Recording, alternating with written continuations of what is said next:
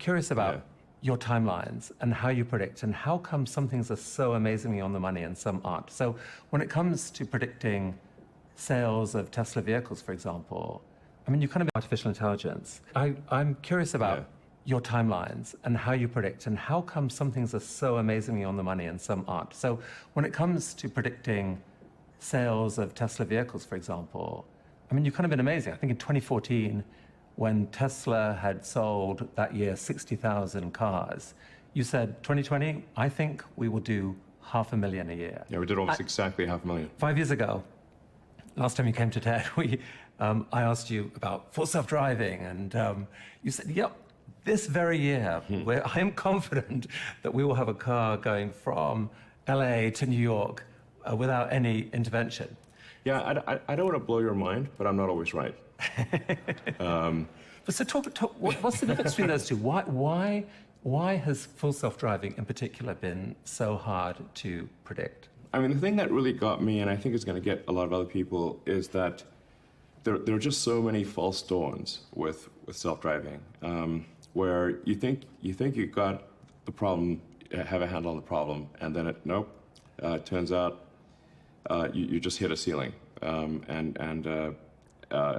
because if you were to plot the progress, the progress looks like a log curve. So it's like a series of log curves. So most people don't know what a log curve is, I suppose, but show the shape. It goes up sort of a fairly straight way, and then it starts tailing off, and you start and there's a kind of getting diminishing returns. In retrospect, they seem obvious, but in order to solve full self-driving properly, you have to solve real-world AI. Because you say, like, what are the road networks designed to work with? They're designed to work with a biological neural net, our brains, and with vision, our eyes. And so in order to make it work with computers, you basically need to solve real-world AI and vision. Because we need cameras and silicon neural nets in order to have self-driving work for a system that was designed for eyes and biological neural nets. I guess when you put it that way, it's sort of like quite obvious that the only way to solve full self-driving is to solve real-world AI and sophisticated vision. What do you feel about the current architecture? Do you think you have an architecture now where there is a chance for the logarithmic curve not to tail off any time soon? Well, I mean, admittedly, these may be an infamous last words, but I actually am confident that we will solve it this year. That we will exceed. You say, like, what the probability of an accident? At what point do you exceed that of the average person? Right. I think we will exceed that this year. We could be here talking again in a year. It's like, well, yet another year went by and it didn't happen. But I think this is the year. Is there an element that you actually deliberately make aggressive prediction timelines to drive people to be ambitious? Without that, nothing gets done. So it feels like at some point in the last year, seeing the progress on understanding that the AI, the Tesla AI, understanding the world around it, led to a kind of an aha moment in Tesla. Because you really surprised people recently when you said, probably the most important product development going on at Tesla this year is this robot, Optimus. Yes. Is it something that happened in the development of full self-driving that gave you the confidence to say, you know what, we could do something special here?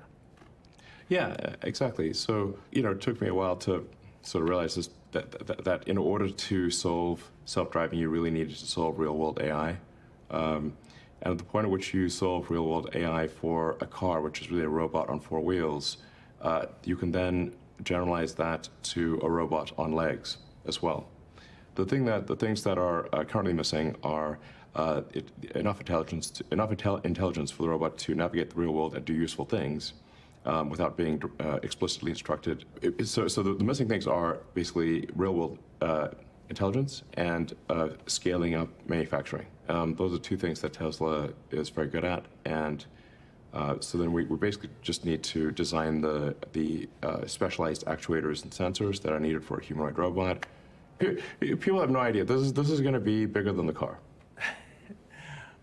But so talk about, I mean, I think the first applications you've mentioned are probably going to be manufacturing, but eventually the vision is to have these available for people at home, correct? Yes. If you had a robot that really understood the 3D architecture of your house and knew where every object in that house was or was supposed to be and could recognize all those objects, I mean, that's kind of amazing, isn't it? Like that, the kind of thing that you could ask a robot to do would be what? Like, tidy up. Yeah, absolutely.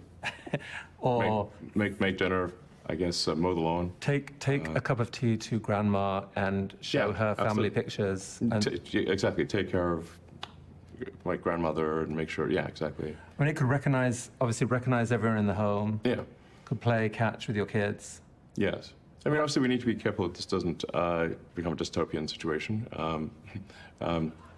Like, I think one of the things that's going to be important is to have a localized ROM chip on the robot that cannot be updated over the air, where if you, for example, were to say stop, stop, stop, that would, if anyone said that, then the robot would stop, type of thing. And that's not updatable remotely. I think it's going to be important to have safety features like that. Yeah, that sounds wise. And I do think there should be a regulatory agency for AI. I've said this for many years.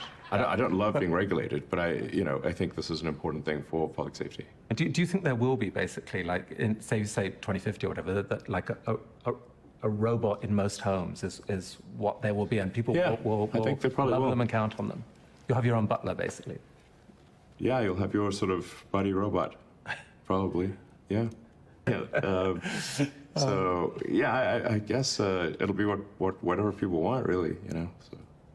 Should we be the first models that are actually made and sold? The first units that we tend to make are for dangerous, boring, repetitive, and things that people don't want to do.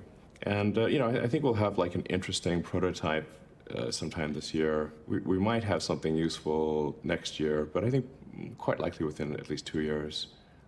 And then see rapid growth year over year of the usefulness of the humanoid robots, and decrease in cost and scaling up production.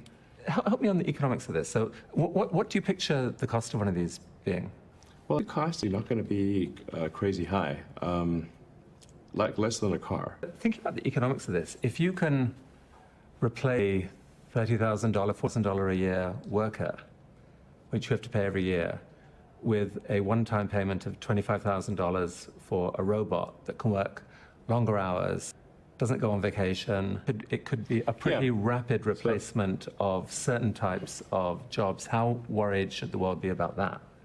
I wouldn't worry about the sort of putting people out of a job thing. I think we're actually going to have, and already do have, a massive shortage of labor. So I think we will have not people out of work, but actually still a shortage of labor even in the future. But this really will be a world of abundance. Any goods and services will be available to anyone who wants them. That it'll be so cheap to have goods and services, it'll be ridiculous.